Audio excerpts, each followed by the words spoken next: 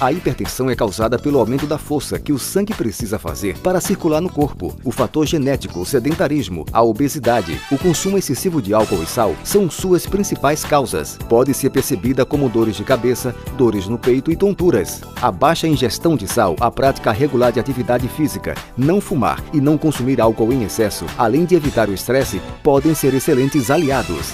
Seja mais grato, seja mais saudável, viva mais leve, viva mais feliz. Um oferecimento: Drogaria Setúbal, preço baixo e sua saúde em dia.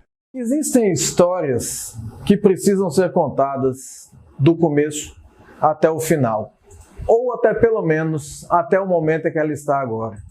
O programa sempre buscou 2 entrevistados, sempre buscou contar 2 histórias para que ficasse mais dinâmico, mais leve.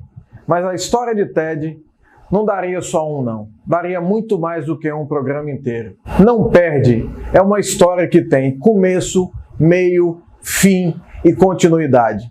Uma história inspiradora que eu tenho certeza vai fazer com que você decida, a partir de segunda-feira, retomar as rédeas de sua vida, ir para cima e empreender. Ted Albuquerque, natural de Barreiras, Pernambuco, 2 filhos, empreendedor social.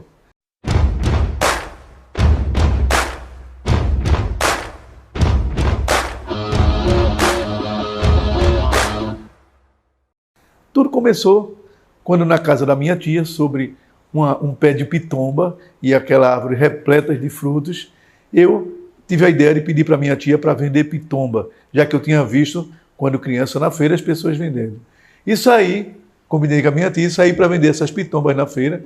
Eu devia ter aí 9 anos de idade e acredito que o sucesso da venda das pitombas tenha sido por eu ser uma criança e de repente estar ali envolvido vendendo pitombas. E aí nasce a primeira ideia empreendedora da minha vida. Na sequência, a minha irmã, que era manicure e ficava cheia de mulheres fazendo unha na porta de casa, eu resolvi então pedir para lavar o carro daquelas pessoas que estavam fazendo unha. Fiz uma rifa com os meus amigos e comprei uma mangueira. E, sem querer querendo, eu acho que se fosse hoje, a gente traduzia isso no Lava Jato, porque em 2 semanas eu já tinha 5 colegas me ajudando a lavar os pneus dos carros e depois daí nunca mais eu parei de empreender. Continuei a minha vida trabalhando, estudando e daí então, ainda muito jovem, passei num concurso para trabalhar num banco da minha cidade, que até então era o melhor emprego da cidade. Trabalhei num banco econômico na cidade de Barreiras e, quando termina meu 2º grau, vim para Recife fazer faculdade de Relações Públicas na ESUP e, como o mercado de trabalho estava muito difícil, durante 3 meses que eu estava na faculdade, eu não consegui emprego. Fiquei muito preocupado com isso, que meu dinheiro estava acabando.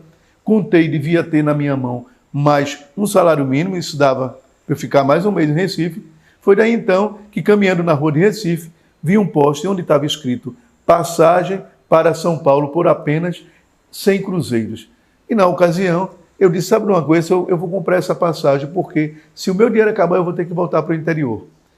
Fui para a minha cidade de interior, me despedi da minha família, até porque quando eu li essa propaganda, liguei, comprei a passagem, fui para a minha cidade, despedi da minha família e fui embora para São Paulo, num ônibus clandestino, e a gente passou quase 4 dias para chegar em São Paulo. E nessa viagem de 4 dias realmente foi um momento muito decisivo na minha vida, porque eu sabia que a partir do momento que eu tomei essa decisão, eu não queria mais voltar atrás. A vida do empreendedor é sempre muito difícil, porque por mais que ele saiba para onde ele quer ir, na grande maioria das vezes ele não tem apoio. Ele não tem apoio dos amigos, ele não tem apoio da família, ele não tem apoio muitas vezes até do poder público. E ele sabe o que ele quer, e as pessoas não entendem. E eu consigo entender porque eu sou empreendedor. Então, quando falta dinheiro, a gente acaba achando que o plano B é ser um intraempreendedor. É trabalhar para as outras pessoas, para conseguir o dinheirinho do dia 5, do dia 10, para conseguir pagar as contas. Esse não é o perfil de quem tem isso no sangue. Então, se você quer empreender, saiba que a sua vida vai ser uma grande montanha-russa emocional. Uma grande montanha-russa de trajetórias. Você vai errar, você vai acertar, mas acima de tudo, você tem que continuar. Porque trabalhando para os outros, você vai ter sempre a sensação de que está te faltando algo.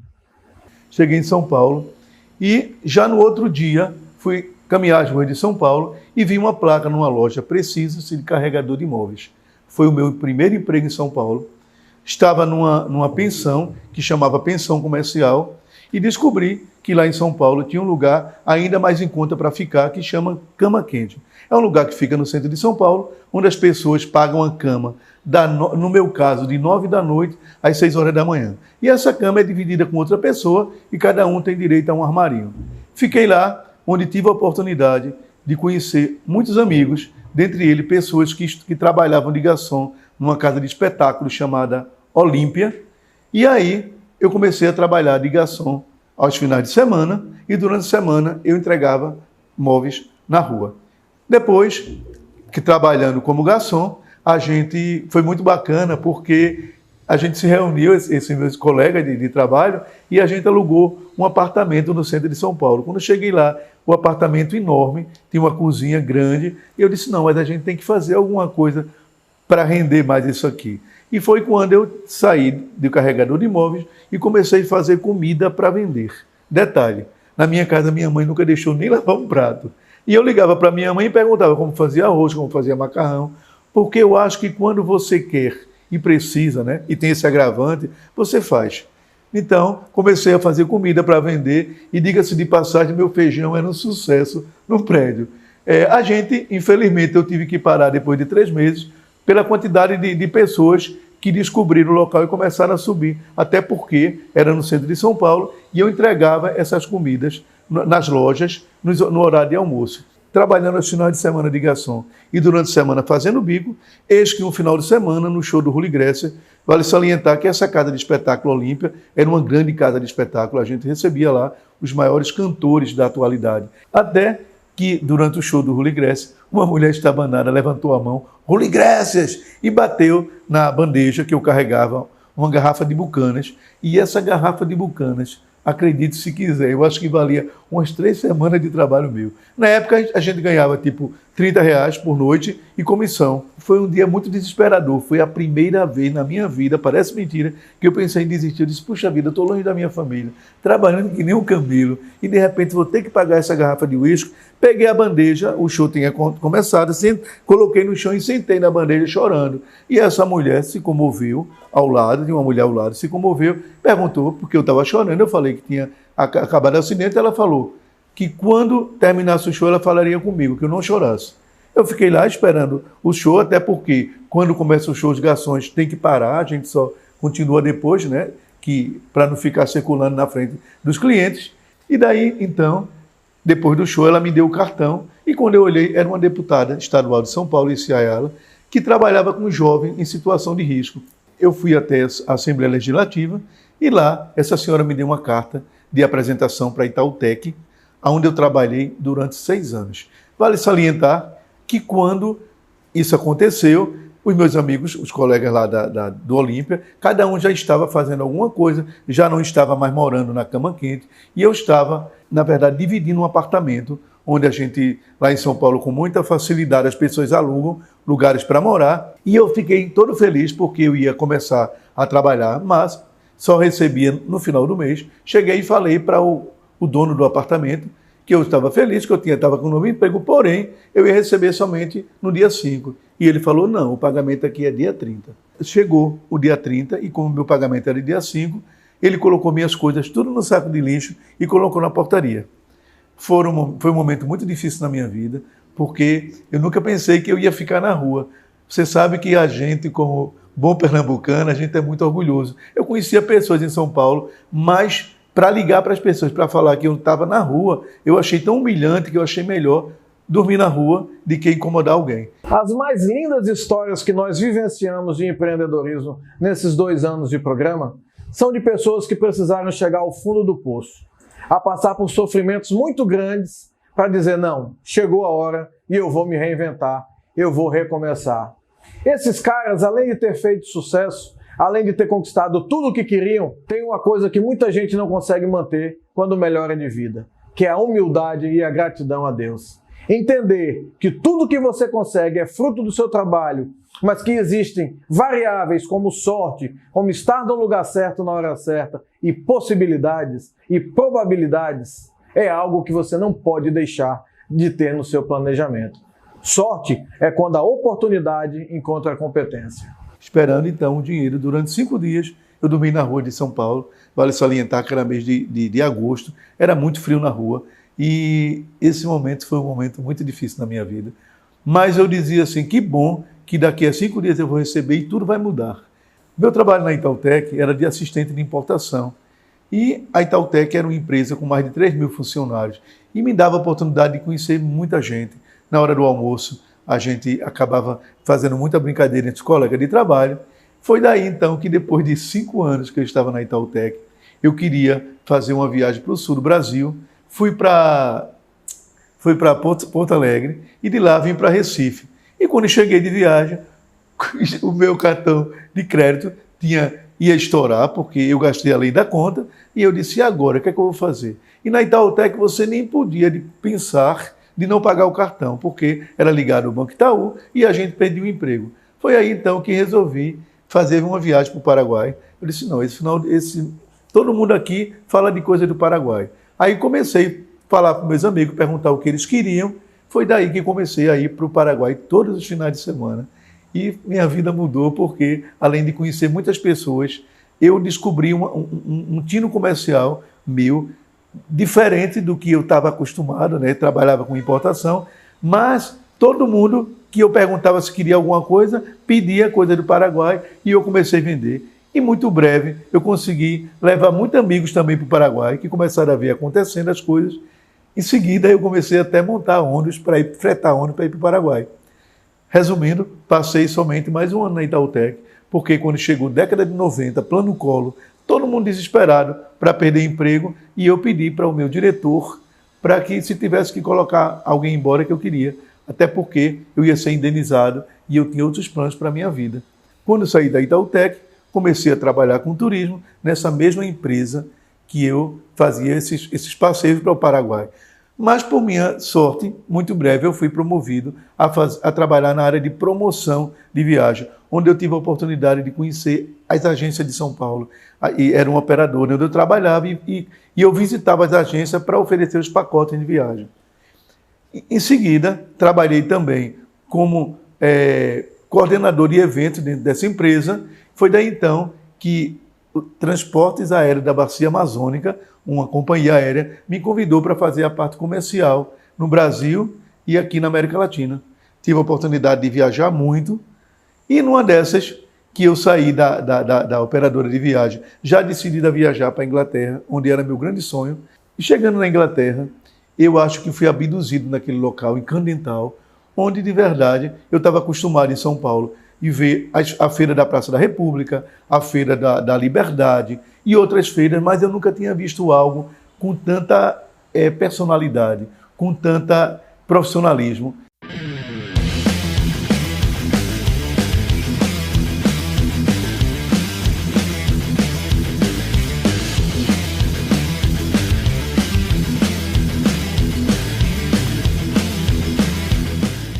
E fiquei encantado com a qualidade de criadores, de artesãos que tinham naquele espaço.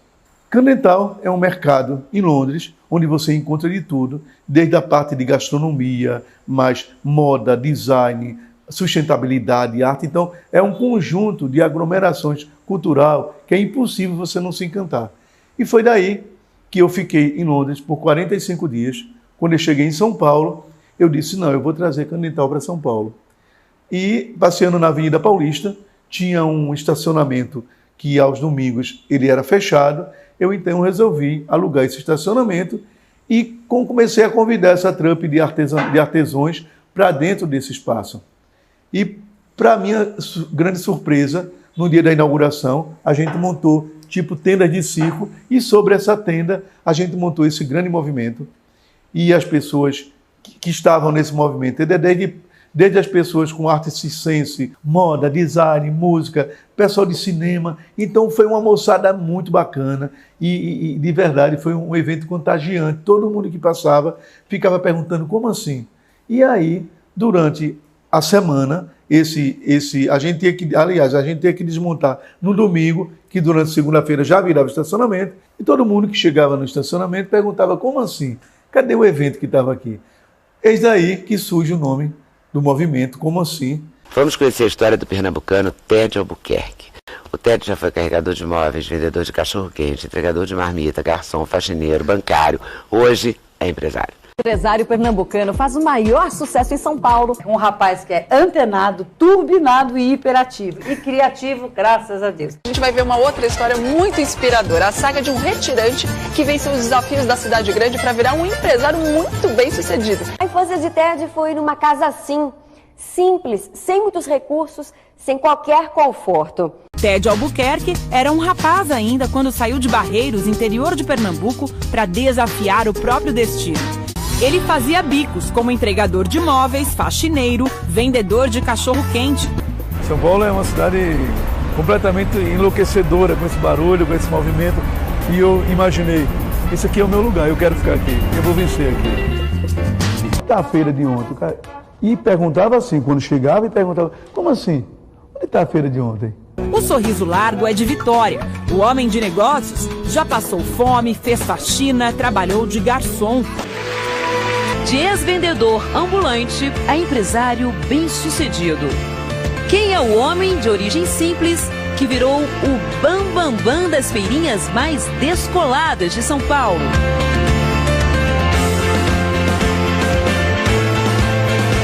Quem vê esse sucesso todo nem imagina a infância pobre que ele viveu. Uma mesa de café da manhã farta, bem diferente daquela que o Ted tinha quando chegou aqui em São Paulo há 30 anos. Quer dizer, na verdade não tinha mesa de café da manhã, né, Ted? Não tinha. Não tinha, exatamente. Como que foi esse período na sua vida?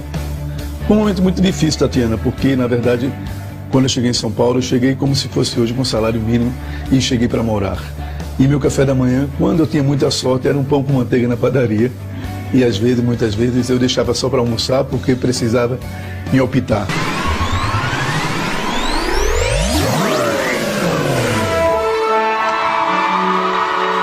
Esse é o Ted. Em seguida, porque no estacionamento, quando era dia de chuva, a gente tinha uma problemática, porque os carros não tinham onde estacionar, foi daí que surgiu a ideia de, caminhando pela Paulista, tinha uma galeria que hoje é um shopping, Shopping Center 3, onde eu convidei o diretor do shopping para tomar um café e fiz uma proposta de alugar o corredor do shopping aos domingos, onde, na verdade, como era uma galeria e domingo o movimento era muito fraco, eles fechavam, ele alugou o corredor do shopping e eu fico muito honrado de até hoje, até nos dias de hoje, a gente estar nesse local, na Avenida Paulista, ali com a Rua Augusta, nesse evento, né, nessa feira, que chama Como Assim? Vejo aquela multidão de gente comprando, as pessoas perguntavam muito por cartão, se aceitava cartão, e na ocasião nenhum banco trabalhava com maquininha de cartão direto para o pequeno empreendedor. E eu fui no banco para falar desse evento, onde eu sabia que circulava um movimento muito grande de valores, mas o gerente falou, não, a gente não pode, só se for a sua empresa. Que eu fiz? Eu acabei pegando uma maquininha para a minha empresa e administrei a venda de todas aquelas pessoas que estavam ali no evento. Era uma loucura, porque eu tinha que ficar ali sentado e aquela fila de pessoas para passar o cartão. E vocês imaginem que fazia aquele controle, tanto de fulano, isso era uma loucura, uma dor de cabeça tamanha. Quando chegou 40 dias, a minha conta estava recheada, que passou muito dinheiro pela minha conta, graças a Deus, e ao movimento que deu o evento. Eu cheguei para o banco e falei, olha, eu tenho aqui R$1 milhão na minha conta, R$1 milhão e pouco na minha conta, vocês trabalham com dinheiro. Eu não posso ter esse dinheiro na minha conta, até porque eu preciso prestar conta à Receita e esse dinheiro não é meu. Eu tenho devolvido com as pessoas, então eu queria saber como é que a gente poderia fazer. E aí chegou-se um resultado que eles dariam a maquininha de cartão, portanto eu seria fiador de cada um deles. O empreendedor não para nunca. Por mais que ele consiga dizer que já tem o seu sucesso financeiro, a cabeça dele continua pensando em como ele pode transformar mais ainda a vida das pessoas. Então ele se envolve em novos projetos, ele disponibiliza o seu conhecimento, ele empresta o seu dinheiro, ele investe em novos mercados. Essa é uma das características do empreendedor pleno. Estar sempre antenado e buscando novas oportunidades para transformar a sua vida, a vida da sua comunidade e a vida de outras pessoas. Obviamente que eu quis ser fiador, porque não tinha como o cara não ser honesto, que essa compra ia ser feita e esse dinheiro ia estar na conta do cliente, né? Tipo assim, do banco. Então eu disse, não, então tá legal, eu sou fiador. Foi daí que nasce um outro negócio. Eu comecei a ver a necessidade de introduzir a maquininha do cartão com esse grande mercado de criadores. E além da minha feira, eu comecei a visitar outras feiras e comecei a trabalhar para o banco. E na ocasião, cada maquininha que eu vendia, né, cada cliente que eu adquiria, eu ganhava R$140. Eu disse, não, a gente falou em dinheiro, e falou em trabalho, falou comigo. Aí eu comecei a correr e todas as feiras de São Paulo, você me via lá o povo achava que eu trabalhava no banco. Na verdade, eu estava prestando serviço para o banco, porque automaticamente, quando eles pegavam a maquininha, o banco ganhava uma conta corrente, ganhava um seguro para vender e tinha um cliente ali a trabalhar. E eu fiquei muito honrado quando eu recebi um convite de uma agência me convidando para fazer propaganda desse banco. E eu fiquei muito feliz de chegar em todas as TVs, né, revistas, correspondência, e os bancos que eu chegava tinha a minha foto lá. Eu disse, meu, que legal, né? Que uma ideia lá atrás, e as pessoas talvez não entenderam o motivo que eu estivesse ali, até porque não sou nenhum galã. Mas eu achei legal, porque eu sabia da história que levou até ali. E a gente, quando faz a coisa assim, né, com vontade, com coração, quando a gente abraça, as coisas todas eu acho que contribuem, né, para o sucesso. E às vezes a gente nem espera e essa coisa chega. Nesse movimento do shopping, senti a necessidade de criar algo mais constante, já que a feira era somente aos domingos. Caminhando pela rua de São Paulo, cheguei na Praça Benedito Calixto, onde tinha um prédio com 4 andares, e eu imaginei, vou montar uma galeria aqui só de criadores. E há 16 anos existe esse movimento ali na Praça Benedito Calixto, onde a gente tem cerca de 68 expositores e um restaurante muito gostoso de comida brasileira regional.